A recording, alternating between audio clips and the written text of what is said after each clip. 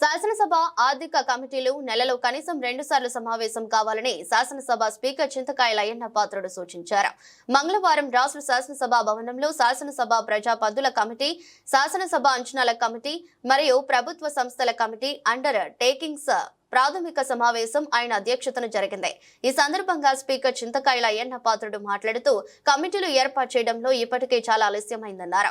Committee మెంబర్లు చాలా చురుగ్గా ఉండాలని, తద్వారా అసెంబ్లీ ప్రొసీడింగ్స్ లో కానీ అసెంబ్లీని నడిపించడం ఎంతో సులభమవుతుందన్నారు.